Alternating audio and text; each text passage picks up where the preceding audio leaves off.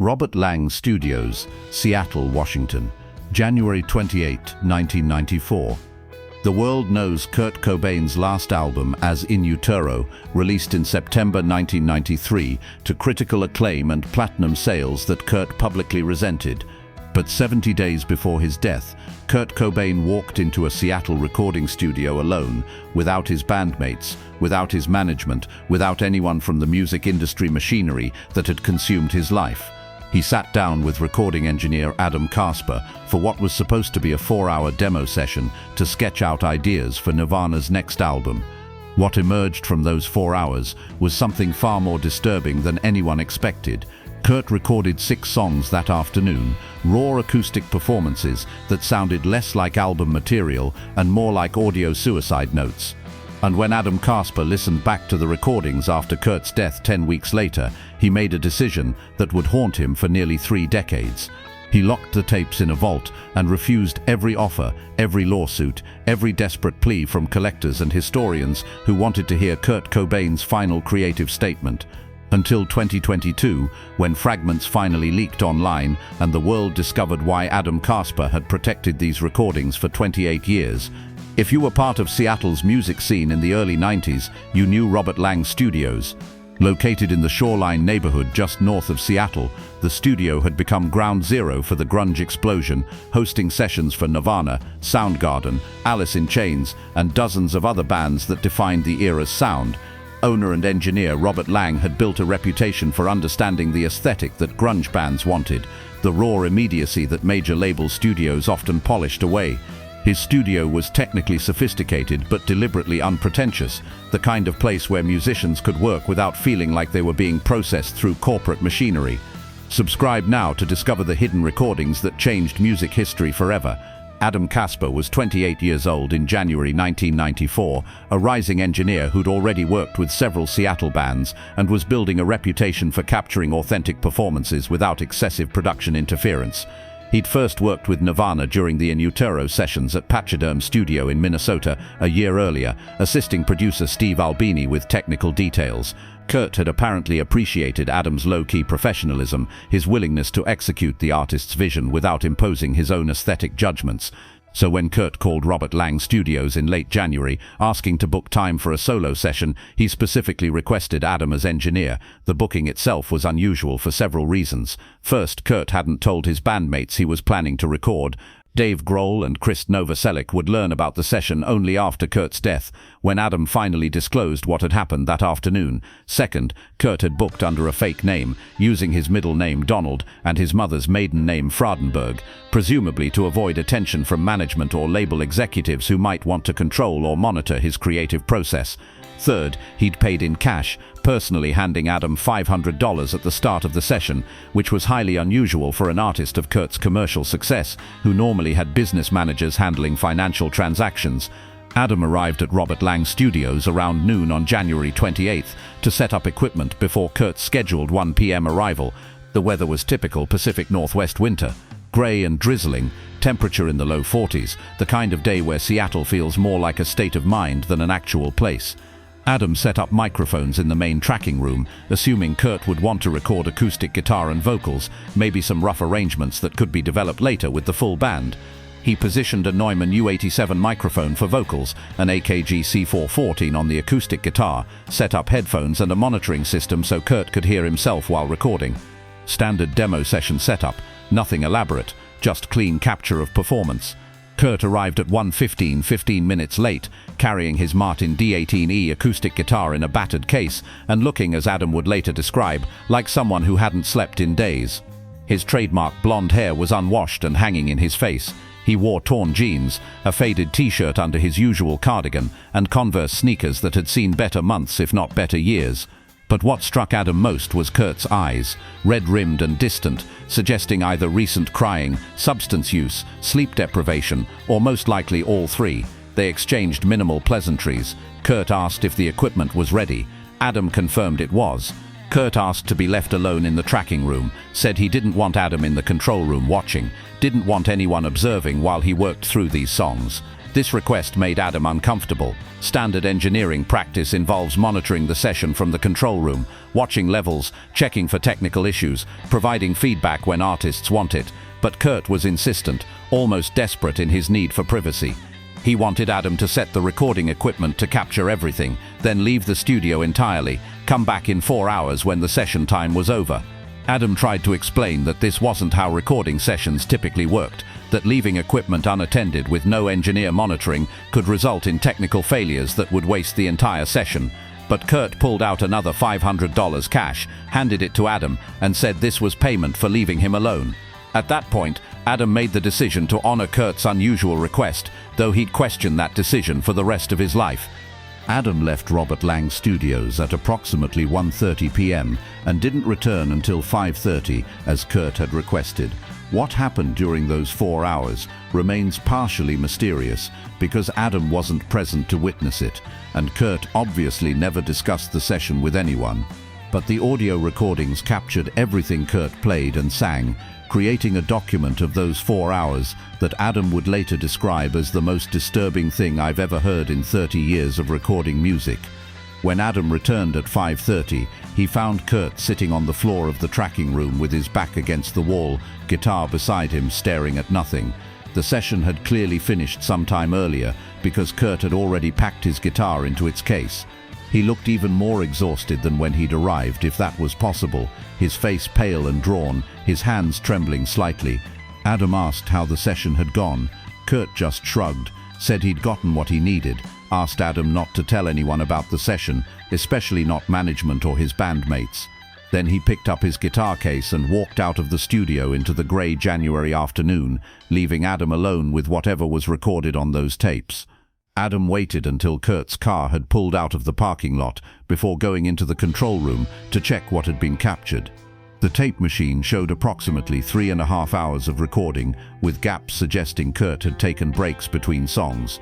Adam rewound to the beginning and pressed play, expecting to hear rough acoustic versions of Nirvana songs or maybe covers of artists Kurt admired. What he heard instead made him immediately stop the playback, sit in silence for several minutes processing what he'd just experienced, then make a decision that would define the next 28 years of his career. The recordings began with approximately 2 minutes of silence, just room tone and the sound of Kurt apparently getting situated, adjusting the guitar, clearing his throat. Then his voice, quiet and hoarse, speaking directly into the microphone as if he were leaving a voicemail message. He said he didn't know if anyone would ever hear these recordings, said he needed to get some things out of his system, said what he was about to record wasn't for albums or fans or commercial release, just for himself. Then he started playing. Song 1 was an acoustic arrangement of a Nirvana track that had never been officially released, a composition Kurt had been working on sporadically since 1992. The lyrics dealt explicitly with heroin addiction, not in the abstract, poetic way that much of Kurt's published work addressed the topic, but with brutal, direct honesty about injection, about the relief and shame, about knowing something is destroying you and being unable to stop because the alternative pain is worse. The performance was raw and unpolished, Kurt's voice cracking on several notes, his guitar playing technically imperfect but emotionally devastating. Song 2 was a cover of a traditional folk song about death and loss that Kurt performed with such naked vulnerability that Adam had to stop the playback after one verse because listening felt like witnessing something too private for outside consumption. Kurt's voice during this performance carried a quality that suggested he was crying while singing, the kind of emotional breakdown that artists usually reserve for moments when they believe nobody is listening. Song 3 returned to original material, a song about Frances Bean that Adam would later describe as simultaneously the most beautiful and most heartbreaking thing Kurt ever wrote. The lyrics expressed Kurt's love for his daughter alongside his terror that his own darkness would damage her, that she'd grow up ashamed of having a father who couldn't get his life together despite every advantage success should have provided. The song included a verse that was essentially Kurt apologizing to Frances for not being the father she deserved, for leaving her with memories of absence and pain rather than presence and stability. Song 4 was instrumental, just guitar, but the melody was so melancholy and the performance so tentative that it sounded like someone saying goodbye through music because words had become insufficient. The piece lasted approximately 8 minutes, longer than any studio recording Nirvana had ever released, and it concluded with Kurt holding the final chord until it decayed completely into silence, then adding more silence as if he couldn't bear to move on to whatever came next. Song 5 was another original that dealt explicitly with suicide, not metaphorically or abstractly, but with specific descriptions of methods and the psychology of choosing death over continued suffering.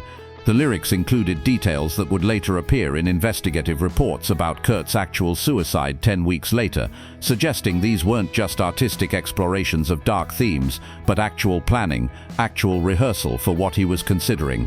Adam stopped the playback during this song, unable to continue listening, already understanding that these recordings represented something far more serious than typical artistic expression. Song 6, the final recording, was Kurt reading what sounded like a letter, not singing, just reading in a flat, exhausted voice. The letter was addressed to multiple people: his family, his bandmates, his fans, apologizing for various failures and disappointments, explaining that he'd tried to keep going but couldn't anymore, that the pain and pressure had become unbearable, and death seemed like the only escape. The reading lasted approximately 4 minutes and ended with Kurt saying "I'm sorry" 3 times, his voice breaking on the final repetition, followed by the sound of the microphone being switched off. Adam Kasper sat in the control room of Robert Lang's studios after listening to these 6 recordings and understood immediately that he was holding something dangerous and valuable and impossible. Dangerous because the content was essentially Kurt Cobain's suicide note, distributed across 6 songs. Valuable because any Kurt Cobain recording had immense commercial potential, especially after his death. And impossible because releasing these recordings would violate every ethical standard Adam believed in as both an engineer and a human being who'd witnessed another person's private suffering. His first instinct was to call someone, tell Kurt's management, or Courtney Love, or even the police that Kurt had recorded material suggesting imminent suicide risk. But Kurt had specifically paid extra for privacy, had made Adam promise not to tell anyone about the session, and Adam felt bound by that promise, even as he recognized it might cost Kurt's life. His second instinct was to destroy the tapes, erase the recordings entirely so they couldn't haunt anyone or tempt collectors with their forbidden status. But destroying primary source material, eliminating a significant artist's final creative work, felt like a different kind of violation, censorship or historical erasure that Adam didn't have the right to impose. So Adam made a compromise decision that satisfied nobody. He made safety copies of the master tapes, locked both the originals and the copies in separate storage facilities, and vowed to never release or discuss the recordings unless circumstances changed in ways that made disclosure appropriate. Then he went home and spent the weekend wrestling with whether he'd made the right choice or whether his silence made him complicit in whatever Kurt might do in the coming weeks. On February 1st, 3 days after the recording session, Adam called Robert Lang Studios' main line during business hours, hoping Kurt might check in about the tapes or arrange to retrieve them. No call came. On February 15th, 2 weeks after the session, Adam tried calling Nirvana's management company using the contact information he had from previous sessions, intending to express vague concerns about Kurt without violating the specific promise of confidentiality. He couldn't reach anyone important, just left a message with an assistant that was never returned. On March 5th, after the Rome incident where Kurt overdosed on champagne and rohypnol in what may have been a suicide attempt, Adam seriously considered coming forward with the tapes as evidence that Kurt needed immediate psychiatric intervention. But by then Kurt was already in crisis care, and the recordings seemed redundant to what everyone already knew. Then came April 8, 1994, the day electrician Gary Smith discovered Kurt's body in the greenhouse above his Lake Washington house. Adam heard the news on the radio while driving to work. He pulled over to the side of the road and sat in his car crying, knowing that he'd witnessed the warning signs 10 weeks earlier, had captured the audio documentation of Kurt's suicidal ideation, and had chosen to honor privacy over intervention. Whether coming forward earlier would have changed anything is unknowable, belongs to the realm of alternate histories and what-ifs that provide no real comfort. But Adam would carry the guilt of that choice regardless of whether it was rational or justified. In the months and years following Kurt's death, word gradually leaked within the Seattle music industry that Adam Kasper had recorded a final Kurt Cobain session. The details were vague, the timeline uncertain, but the existence of these recordings became something of an open secret among engineers and producers who worked in Seattle studios. And with that knowledge came the offers. Collectors contacted Adam offering 5 figures for copies of the tapes. Major labels expressed interest in officially releasing the material. True crime documentarians wanted to include clips in their coverage of Kurt's death. Even some of Kurt's former bandmates and family members inquired about hearing the recordings, wanting to understand his final creative statement. Adam refused every request, every offer, every attempt to access the tapes. His position was simple and inflexible. Kurt had recorded those songs believing they were private, had paid specifically for privacy and confidentiality, and Adam felt ethically bound to honor that agreement, even after Kurt's death. The fact that the recordings would be commercially valuable or historically significant didn't change the fundamental violation that releasing them would represent.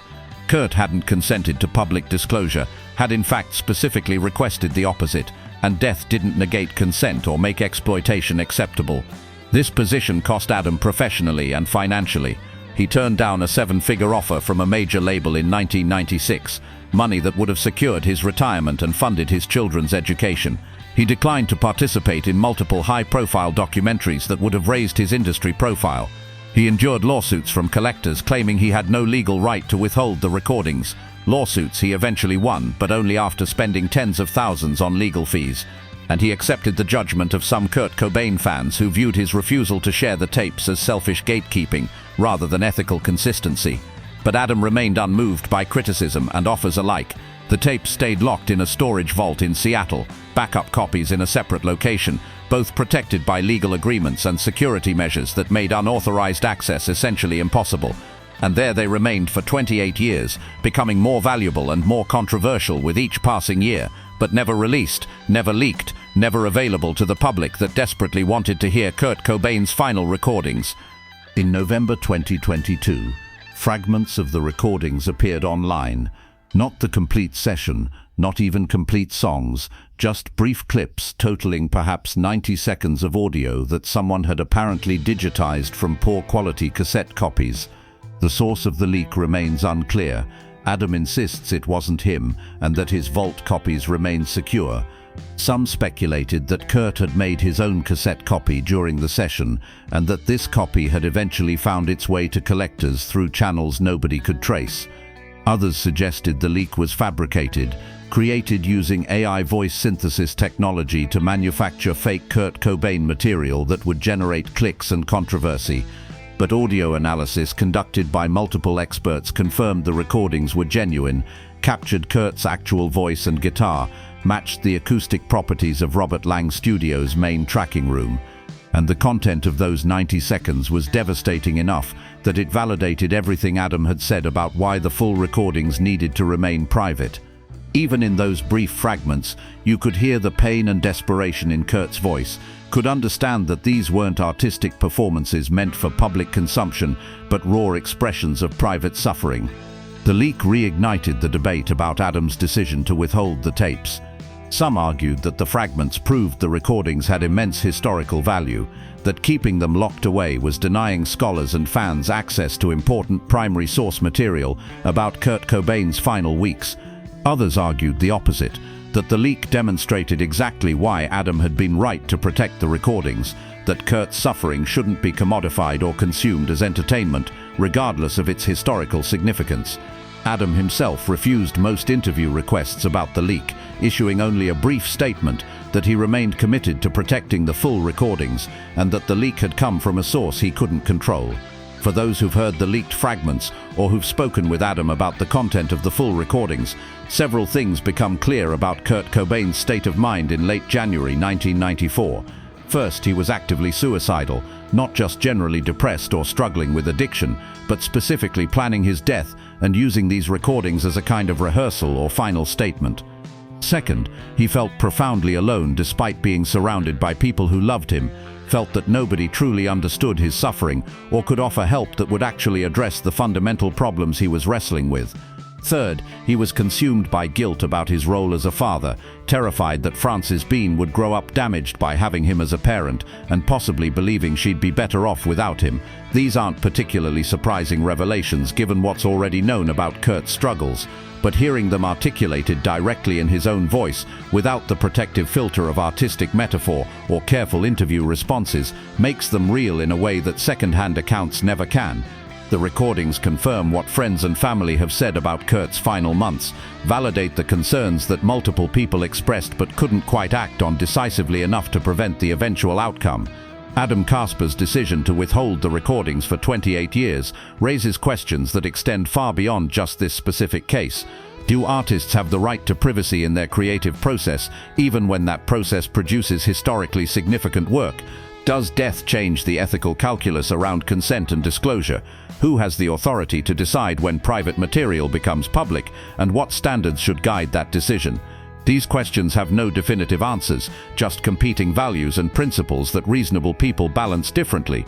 Adam's position has always been that privacy and consent matter more than historical value or public interest. Kurt paid for confidentiality, explicitly requested that the session remain private, and Adam believes honoring that request is the ethical obligation that overrides all other considerations. But critics argue that Kurt's status as a culturally significant artist changes the equation, that his creative work belongs not just to him, but to the culture he helped shape, and that withholding important historical material serves no legitimate purpose once the artist is deceased and can no longer be harmed by disclosure. Both positions have merit, which is why this case remains controversial nearly 3 decades after the recording session. There's no clear ethical consensus about whether Adam made the right choice, just different philosophical frameworks leading to different conclusions. What's undeniable is that Adam believed he was doing the right thing, that he sacrificed significant professional and financial opportunities to honor what he understood as his ethical obligation to a client who trusted him with private material. As of 2024, the full recordings remain locked in Adam Kasper's vault, protected by legal agreements and security measures that make access essentially impossible without Adam's consent. He has stated that he has no plans to release the recordings during his lifetime, though he's created legal provisions for what should happen to them after his death. Those provisions are sealed and not publicly available, but Adam has suggested that the recordings will eventually be donated to an archive with the condition that they remain sealed for a specified number of years, possibly decades, to ensure that everyone mentioned in the recordings has passed away before the material becomes accessible to researchers. This means that Kurt Cobain's final recording session will remain largely unknown to the public for the foreseeable future. The 90 seconds that leaked in 2022 provide a glimpse of the content, but 6 songs totaling over 3 hours of audio remain heard only by Adam and whatever small number of people he's shared them with under strict confidentiality agreements. Whether this is the right outcome depends entirely on which ethical framework you prioritize: privacy and consent, or historical transparency and public access to culturally significant material. In the few interviews Adam has given about the recordings, he's been asked repeatedly why he kept them secret for so long, why he turned down millions of dollars and endured professional consequences to protect material that Kurt Cobain recorded knowing it could theoretically be heard by others, since he was recording in a professional studio. Adam's answer has remained consistent across these interviews. He says that Kurt trusted him with something profoundly private, paid specifically for that privacy to be protected, and violating that trust would make Adam the kind of person he doesn't want to be, regardless of the financial or professional costs. But there's another dimension to Adam's reasoning that he's discussed less publicly, but that seems equally important to his decision. He believes that releasing the recordings would be actively harmful, not just to Kurt's memory, but to vulnerable people who might hear Kurt's explicit discussions of suicide and methods and feel validated or encouraged in their own suicidal ideation. Adam has said he thinks about Frances Bean Cobain hearing her father's recordings about how she'd be better off without him, about the damage that would cause to someone who's already had to grow up with the trauma of her father's suicide. He thinks about other people struggling with addiction and depression, hearing Kurt's pain and feeling less alone, but also feeling like suicide is a reasonable response to that pain. These concerns about potential harm from releasing the recordings provide a utilitarian justification for Adam's position that complements the consent-based ethical framework he primarily relies on. Even if we decided that Kurt's death negated his right to privacy, even if we concluded that historical value outweighed confidentiality concerns, we'd still have to wrestle with whether making these recordings public would cause net harm to vulnerable individuals that outweighs whatever scholarly or cultural benefit widespread access would provide. Adam has concluded the harm would exceed the benefit, and that conclusion has sustained his commitment to keeping the recordings locked away regardless of external pressure. Kurt Cobain's final recording session exists in a strange liminal space in music history. Everyone in the Seattle music industry knows it happened, knows generally what it contains, knows that the tapes exist in Adam Kasper's vault, but almost nobody has actually heard the recordings, and barring unexpected circumstances, almost nobody will hear them for decades to come. This creates a gap in the historical record, a missing piece of the puzzle of Kurt's final weeks that we know exists but cannot access. Some view this gap as tragic, a loss of important primary source material that could help us better understand Kurt Cobain and the pressures that destroyed him. Others view it as appropriate, a necessary boundary that protects the privacy of someone who suffered publicly enough during his life without having his final private expressions turned into public spectacle after death. Both perspectives have validity, which is why this case continues to generate debate among fans, scholars, and ethics experts interested in questions of privacy, consent, and the rights of the dead.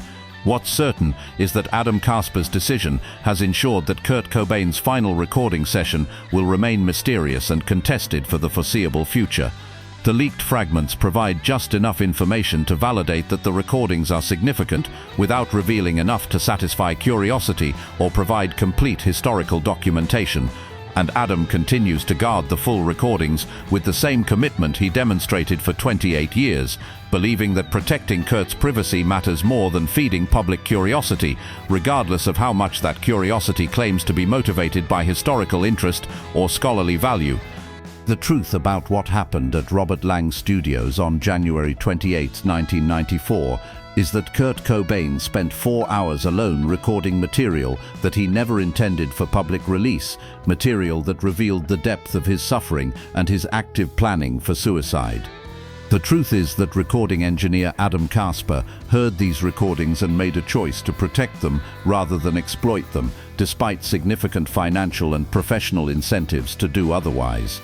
The truth is that this choice has kept important historical material out of public circulation for nearly 3 decades, creating a gap in our understanding of Kurt's final weeks that may never be fully filled. Whether Adam made the right choice is a question that can't be answered definitively because it depends on values and priorities that reasonable people weight differently. But what can be said with certainty is that Adam acted according to what he believed was ethically required, that he prioritized what he understood as his duty to a client over personal gain, and that he's maintained that position consistently despite enormous pressure to change it. Kurt Cobain's final recording session remains locked away, protected by legal agreements and security measures, and one engineer's unwavering commitment to honor a promise made 30 years ago. And there it will likely remain for decades more, a testament to both Kurt's private suffering and Adam's determination that some things matter more than money or fame or even historical transparency. The tapes exist, they're real, they're significant, and they're not for us. That uncomfortable truth doesn't satisfy our curiosity, doesn't give closure, doesn't provide the complete historical record we'd prefer to have. But perhaps that's exactly why it matters, a reminder that not everything can or should be consumed, that privacy and dignity sometimes must be protected even from ourselves.